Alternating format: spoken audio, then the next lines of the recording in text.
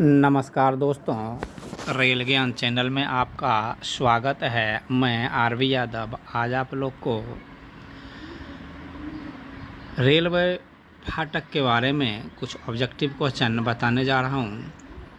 ये वीडियो अगर आपको अच्छा लगे तो सब्सक्राइब और लाइक ज़रूर करें और बेल आइकन को ज़रूर दबाएं।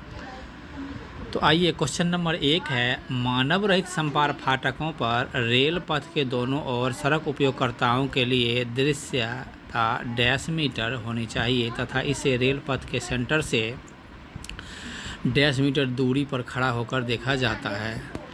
तो ये 600 मीटर जो है दूर होनी चाहिए, उसकी दृश्यता साफ होनी चाहिए जहाँ पे गेट है दोनों तरफ, और ये 5 मीटर जो है रेलवे ट्रैक से दूर हट करके देखा जाना चाहिए। क्वेश्चन नंबर यानी इसका आंसर जो है सी है। यानी जहाँ पे एलसी फाटक बनाया जाता है, यानी लेवल क्रॉसिंग फाटक, वहाँ पे दोनों साइड जो है दृश्यता साफ होना चाहिए, यानी गोलाई नहीं होनी चाहिए। अगर गोलाई है तो भी 600 मीटर जो है दोनों तरफ साफ दिखाई देना चाहिए, वहाँ पर ही गेट बनाया जाता है।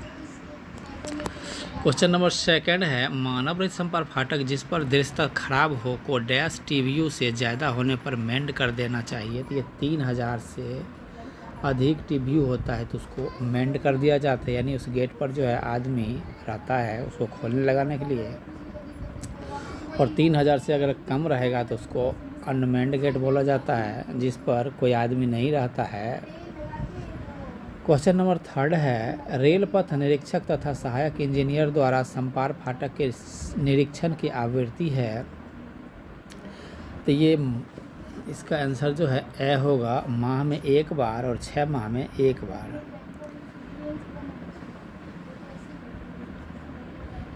यानी रेल पथ निरीक्षक जो होता है, यानी PWI होता है, यानी SSC, वो प्रत्येक महीना करते हैं और 6 महीना में 1 बार जो है ADN साहब करते हैं। क्वेश्चन नंबर 4 है, कंक्रीट स्लीपर वाले संपार फाटक पर ओवरहॉलिंग की आवृत्ति है।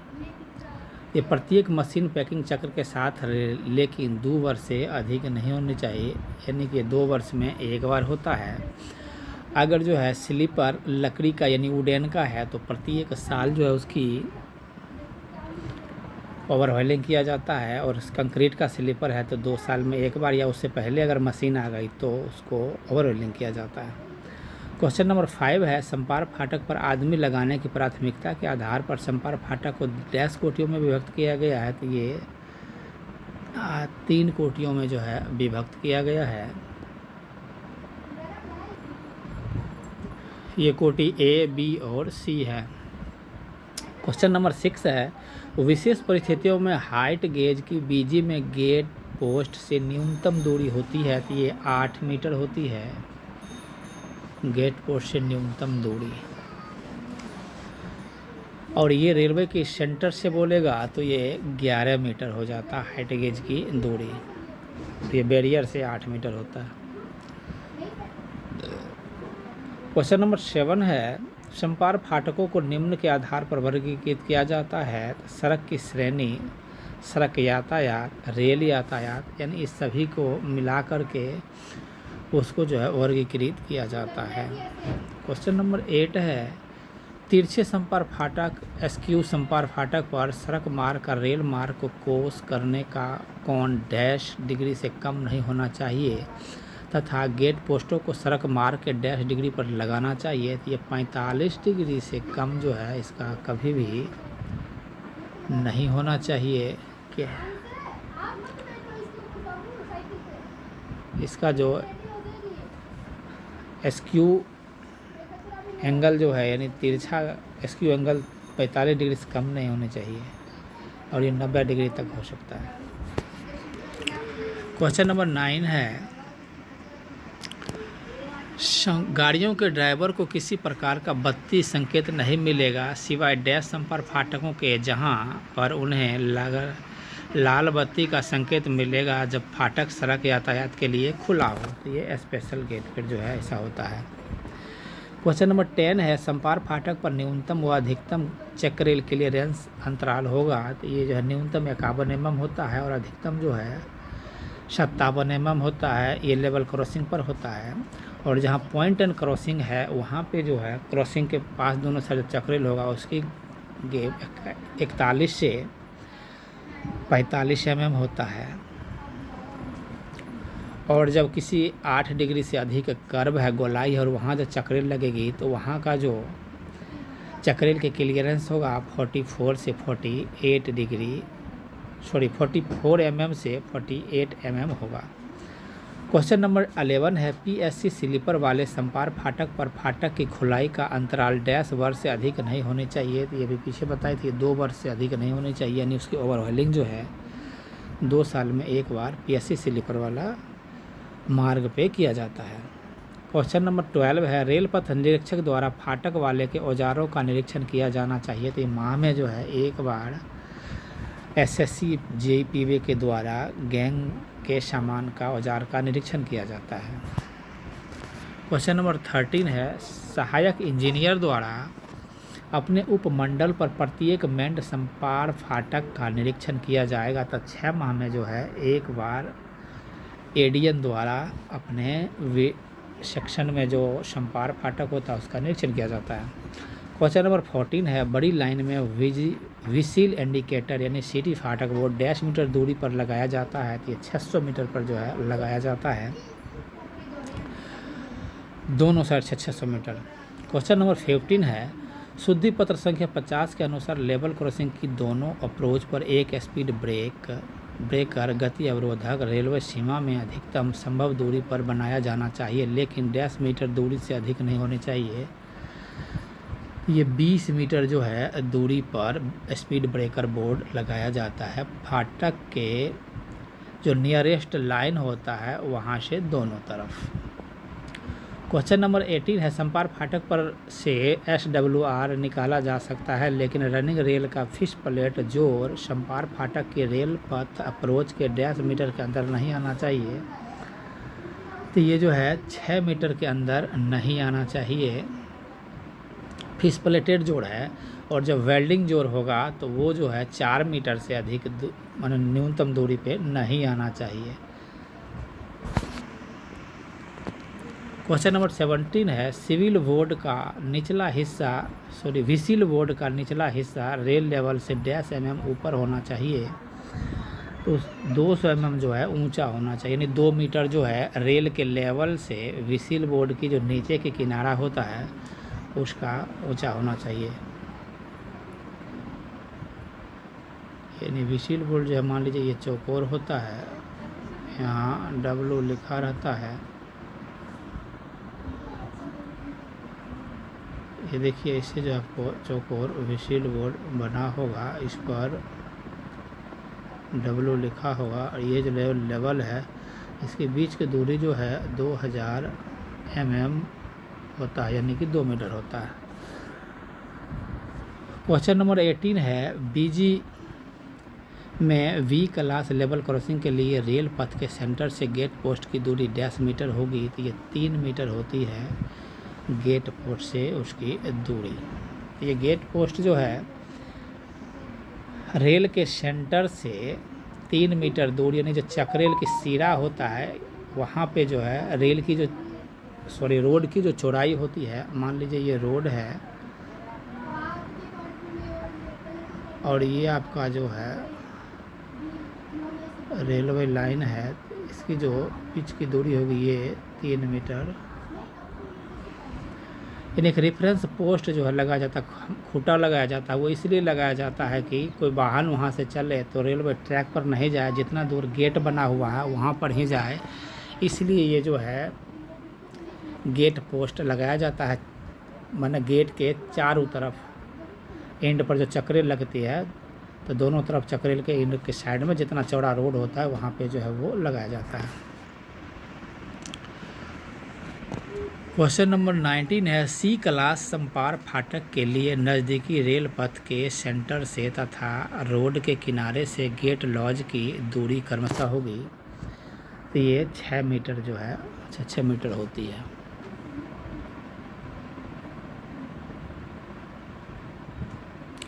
यानी रेल के सेंटर से 6 मीटर दूर जो है, जिसमें केबिन मैन बैठ करके फाटक को बंद करता है, उसकी जो दूरी होती है वो 6 मीटर होती है।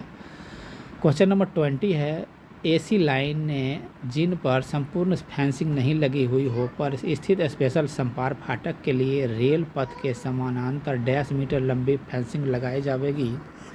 ये 15 मीटर जो है फेंसिंग लगाया जाता है। मान लीजिए ये रेलवे ट्रैक है तो इसके सिद्ध में जो है, और ये मान लीजिए आपका रोड निकलता है, तो यहाँ भी 15 मीटर, यहाँ भी जो है 15 मीटर, और यहाँ भी 15 मीटर, और इधर भी 15 मीटर जो है फेंसिंग लगाई जाती है। क्वेश्चन नंबर 21 है, अनमेंड संपार फाटक को मेंड करने का क्राइटेरिया निम्न पर आधारित नहीं है। तो ट्रेन व्हीकल यूनिट, दृश्यता, उपनगरीय खंड और मोटर वाहनों के संपार फाटक पर से गुजरना। तो उपनगरीय खंड जो है इसका आंसर होगा। क्वेश्चन नंबर 22 है, लकड़ी के स्लीपर वाले संपार फाटक के ओवरहॉलिंग की आवृत्ति ये वर्ष में एक बार जो है होता है, अभी पीछे बताए थे। क्वेश्चन नंबर 23, हाइट गेज को बीजी में सामान्य परिस्थिति में गेट पोस्ट से 1.5 मीटर दूरी पर लगाया जाता है। तो 8 मीटर दूरी पर जो है गेट पोस्ट से जो है, वही अभी जो बताए थे, गेट पोस्ट ट्रैक के सेंटर से 3 मीटर दूर लगाया जाता है, और गेट पोस्ट से 8 मीटर दूर जो है हाइट गेज लगाया जाता है। और इसी को अगर पूछ दे क्वेश्चन कि ट्रैक के सेंटर से हाइट गेज की दूरी, तो 11 मीटर हो जाएगा। ट्रैक के सेंटर से 11 मीटर हो जाएगा। क्वेश्चन नंबर 24 है, MPLADS स्कीम से तात्पर्य है, तो ये member of parliament local area development scheme, इसका आंसर जो है ए होगा। क्वेश्चन नंबर 25 है, संपार फाटक जो कि डैश सिग्नलों के बाहर स्थित है पर कार्य प्रणाली व रख रखाव दोनों के संबंध में रेल पथ निरीक्षक का नियंत्रण होगा। तो यह आउटर पोस्ट से जो है उसका होता है। क्वेश्चन नंबर 26 है, शहर में और उसके चारों ओर की सड़कें जहां सड़क और रेल यातायात अधिक हो को कौन सी श्रेणी में वर्गीकृत किया जाता है। तो इसको जो है श्रेणी फर्स्ट के सड़क में वर्गीकृत किया जाता है।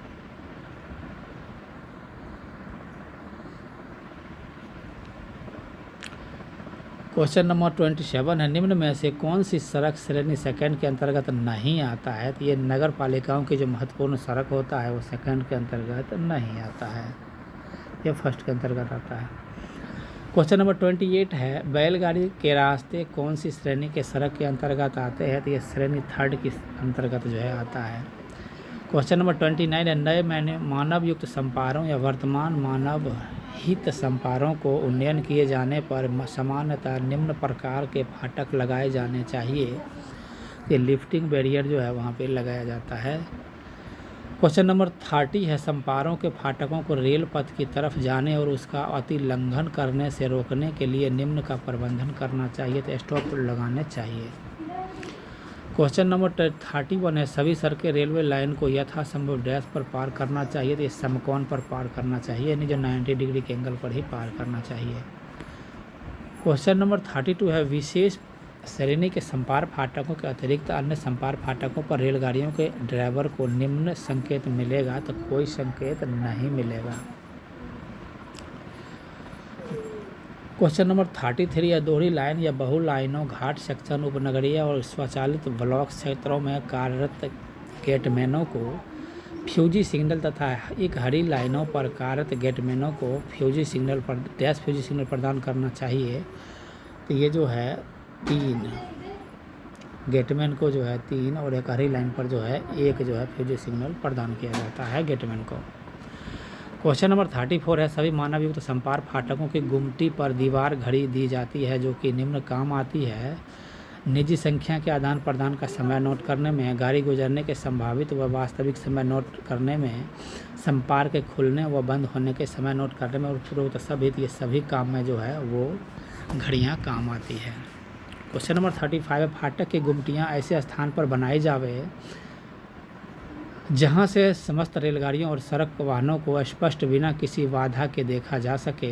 भविष्य के विकास जैसे दोहरीकरण, सड़क चौड़ीकरण का स्थान उपलब्ध हो सके गोलाई के बाहर की ओर तथा संभव कटिंगों के निकट नहीं।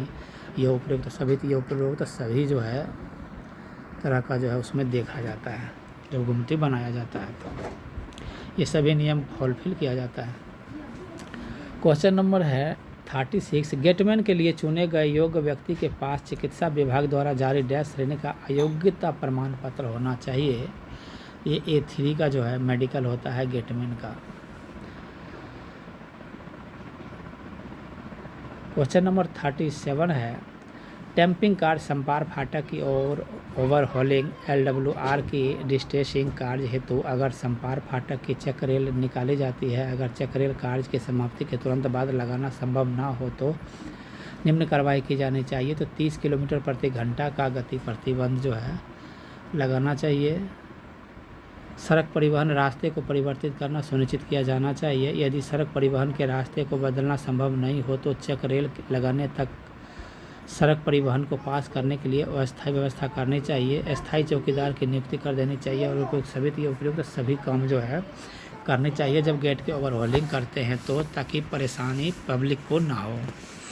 क्वेश्चन नंबर 38 है स्पेशल क्लास लेवल क्रॉसिंग होगा तो जिसका TVU जो है 50,000 से अधिक होगा वो स्पेशल क्लास गेट कहलाता है। क्वेश्चन नंबर 39 है संपार फाटक को A श्रेणी में वर्गीकृत किया जाएगा। TVU 30,000 से ज़्यादा व 50,000 से कम और सिंगल लाइन पर लाइन क्षमता का उपयोग 80% से ज़्यादा हो व सड़क वाहन 1,000 से ज़्यादा हो। ये दोनों क्राइटेरिया फुलफिल करने पर जो है इसको श्रेणी A में वर्गीकृत किया जाता है। क्वेश्चन नंबर 40 है B श्रेणी के संपार फाटक की सामान्य स्थिति सड़क यातायात के लिए खुली होगी अगर TVU डैश से ज़्यादा हो तथा ऐसे संपार फाटकों को डैश श्रेणी में वर्गीकृत किया जाएगा। ये B1 होगा जिसका जो है TVU 25,000 होगा। क्वेश्चन नंबर 41 है निम्न में से कौन से संपार फाटक अंतर्पासित होंगे, सिग्नलों से सुरक्षित होंगे व सामान्य स्थिति सड़क यातायात के लिए खुली रहेगी। Special class A class B1 class और उपयुक्त सभी इसका आंसर होगा।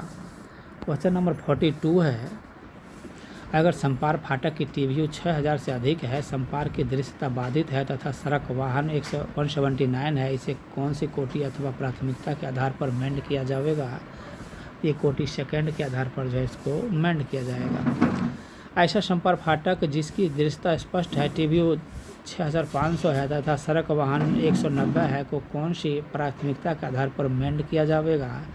ये प्रथम प्राथमिकता के आधार पर जो है उसको मेंड कर दिया जाएगा।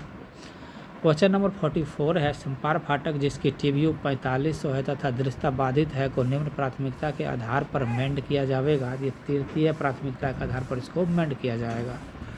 क्वेश्चन नंबर 45 है दो मानव रहित संपार फाटक जिनकी दृश्यता साफ है तथा TVU क्रमशः 6200 व 6400 है एवं सड़क वाहन क्रमशः 185 व 190 है, लेकिन पहला संपार फाटक A मार्ग पर व दूसरा B मार्ग पर है। इनसे कौन से फाटक को पहले मेंड किया जाएगा। तो ये पहले वाले फाटक को जो है मेंड किया जाएगा। क्वेश्चन नंबर 46 है मानव रहित संपार फाटक जिसकी दृश्यता सीमित हो तथा TVU 3,000 से 6,000 के मध्य हो को मेंड करने की प्राथमिकता होगी तो ये तृतीय प्राथमिकता में उसको मेंड किया जाएगा। क्वेश्चन नंबर 47 है अगर किसी अनमेंड संपार फाटक जिसकी TVU 3,000 से अधिक तथा दृश्यता सीमित के आधार पर तृतीय प्राथमिकता के अनुसार मेंड किया गया था कि TVU 2200 रह जाती है तो फाटक को अनमेंड किया जा सकता है। इसका आंसर A होगा। क्वेश्चन नंबर 48 है यदि मानव रहित संपार फाटक पर 3 वर्ष में 3 दुर्घटना हो जाती है तो फाटक को तुरंत मेंड कर देना चाहिए। फाटक को अनमेंड ही रहने दिया जाएगा। मेंड व अनमेंड कुछ भी रखा जा सकता है, इनमें से कोई नहीं, तो फाटक को जो है अनमेंड ही रहने दिया जाएगा जब तक इसकी जो क्राइटेरिया उसको फुलफिल नहीं करता है। क्वेश्चन नंबर 49 है जुड़वा इकाई लाइन खंडों पर सामान्य एवं सहायक नियमों के अनुसार संपार फाटक पर डैश हाथ सिग्नल बत्तियाँ होनी चाहिए तो 3 हाथ सिग्नल बत्तियाँ होनी चाहिए। ये इसलिए 3 होना चाहिए कि जब कोई फाटक पर दुर्घटना हो जाती है तो लाइन के दोनों तरफ एक एक जो है रेड सिग्नल लगा देगा गेटमैन और एक अपने हाथ में लेकर के जिधर से ट्रेन आने की संभावना होगी उधर भागते हुए जाएगा और ट्रेन की प्रोटेक्शन करेगा। क्वेश्चन नंबर 50 है, जुड़वा एक हरी लाइन, मल्टीपल लाइन व मिक्स गेज के केस में मेंड संपर्क फाटक पर गेटमैन के पास डैश पटाखे होने चाहिए। सामान्य व सहायक नियम के अनुसार ये 20 पटाखा होना चाहिए 2 डब्बे का। क्वेश्चन नंबर 51 है, विद्युतीकृत खंडों पर अगर संपर्क फाटक के पास सामान्य स्थिति में हाइट गेज लगाना संभव नहीं हो तो गेट पोस्टों से कितनी दूरी पर हाइट गेज खंडन किया जा सकता है? तो ये 5 मीटर जो है दूरी पर। क्वेश्चन नंबर 52 है, फाटक वाले के सक्षमता प्रमाण पत्र की वैधता 3 साल होती है। क्वेश्चन नंबर 53 है, यदि संपर्क फाटक पर फाटक वाले को गाड़ी के विभाजन का पता चलता है तो निम्न कार्यवाही करेगा। चालक को गाड़ी रोकने के लिए लाल संकेत दिखाएगा नहीं, ये तो बिल्कुल गलत है, गाड़ी रोकना नहीं चाहिए इस केस में। क्वेश्चन नंबर 20 है, चालक को गाड़ी रोकने का लाल संकेत नहीं दिखाएगा, बिल्कुल सही है, नहीं दिखाएगा। क्वेश्चन नंबर ऑप्शन सी है, चालक व गार्ड का ध्यान आकर्षित करेगा, बिल्कुल सही है। यानी ऑप्शन आंसर जो है ब और श दोनों होगा, क्योंकि जब गाड़ी में माने गाड़ी पार्टिंग हो गई यानी अलग अलग हो गई है, अगर गाड़ी को रोकने का संकेत देगा वो गाड़ी रोकेगा तो पीछे से जो दूसरी गाड़ी आएगी उसमें टक्कर खा जाएगा। इसलिए कभी भी लाल संकेत या रोकने की संकेत नहीं देनी चाहिए, बल्कि गार्ड ड्राइवर का ध्यान आकर्षित करना चाहिए और बताना चाहिए कि ट्रेन आपका पार्टिंग हो गया। इस केस में दिन के समय में हरी झंडी को जो है सिर से पांव तक जो है ऊपर नीचा करेगा और रात के समय में सफ़ेद बत्ती को अपने सीने के लेवल पे दाएं बाएं तेज़ी से घुमाएगा तो ड्राइवर गार्ड समझ जाएगा कि हमारी ट्रेन पार्टिंग हो गई है और वो अगले स्टेशन पर सूचित करेगा। क्वेश्चन नंबर 54 है, मानव रहित व मानव युक्त संपर्क फाटकों की यातायात गणना डैश वर्ष में व डैश दिन यातायात गणना करके डैश घंटे की औसत गाड़ी वाहन संख्या TV unit train vehicle unit के आधार पर की जाती है। ये 3 वर्ष में 7 दिन 24 घंटा जो है इसकी सेंशन लिया जाता है। इसमें जो है पॉइंट्समैन, एसएनडी और इंजीनियरिंग डिपार्टमेंट के तीनों डिपार्टमेंट के कर्मचारी सम्मिलित होते हैं और 7 दिन 24 घंटा 3 साल में एक बार उसका मैंने उस पर जो वाहन गुजरते उसकी गणना किया जाता है। क्वेश्चन नंबर 55 है, निम्न में से किसको संपर्क फाटक पर यातायात गणना है तो आधा यूनिट माना जाएगा? तो जो ऑटो रिक्शा होता है, जो टेम्पो हो गया, ये सब जो 3 चक्का वाला होता है उसको आधा यूनिट माना जाता है। जैसे बैलगाड़ी है तो उसमें 4 यूनिट हो गया, उसको 1 यूनिट माना जाता है और मोटरसाइकिल वगैरह को 1/4 यूनिट माना जाता है। क्वेश्चन नंबर 56 है, संपर्क फाटक की यातायात गणना बहु अनुशासनिक निरीक्षण दल के द्वारा ली जाएगी जिसमें निम्न शामिल नहीं है। तो गाड़ी परीक्षक जो है इसमें शामिल नहीं है। क्वेश्चन नंबर 57 है, फिश प्लेटेड खंड तथा SWR वाले रेल पथ के लिए संपर्क फाटक की अप्रोच पहुंच में डैश मीटर दूरी तक फिश प्लेट जोर नहीं होनी चाहिए। तो ये 3 मीटर और 6 मीटर है। तो जो बेल्डिंग जोड़ है उसमें 3 मीटर और जो फ्री जोड़ है SWR के लिए उसमें 6 मीटर होता है। क्वेश्चन नंबर 58 है, निम्न में से कौन सा, तो ये 57 नंबर क्वेश्चन, इसमें कई जगह आपको 4 मीटर मिलेगा जो वेल्डिंग जोड़ वाला ट्रैक होता है और जो फ्री जोड़ वाला होता है उसमें 6 मीटर होता है, लेकिन इसमें 3 मीटर दिया है। ये थोड़ा संशय है, आप सही आंसर कमेंट कर सकते हैं। इसमें हमारे अनुसार तो यही होगा। क्वेश्चन नंबर 58 है, निम्न में से कौन सा कथन असत्य है? SWR को संपर्क फाटक पर से जारी रखा जा सकता है। SWR को बिल्कुल सही है, SWR को संपर्क फाटक पर से जारी रखा जा सकता है। हाँ, संपर्क फाटक पर लकड़ी के स्लीपर पर प्रत्येक रेल सीट पर 4 लॉग स्पाइक लगाने चाहिए। हाँ, संपर्क फाटक LWR की ब्रीथिंग लंबाई में स्थित होना चाहिए। तो ये नहीं होना चाहिए। उसके ब्रीथिंग लेंथ में जो है फाटक कभी भी नहीं होने चाहिए, इससे बकलिंग होने की संभावना रहेगी और रेल नहीं घटी बढ़ेगी। तो जहाँ भी फाटक लगाया जाता है तो वहाँ से अगर उसकी ब्रीथिंग लेंथ रुकती है तो एसएज डाला जाता है, यानी वहाँ पे मान लीजिए ब्रिज है, पुलिया है, काटा क्रॉसिंग पास में है, यार्ड है या सीधी लाइन है, तो वहाँ तो कोनो बात नहीं, वहाँ लाइन की मूवमेंट होती है। तो ये वीडियो अगर आपको अच्छा लगे और आप इस चैनल पे नया हैं तो सब्सक्राइब करें, लाइक करें और बेल आइकन को ज़रूर दबाएं। धन्यवाद।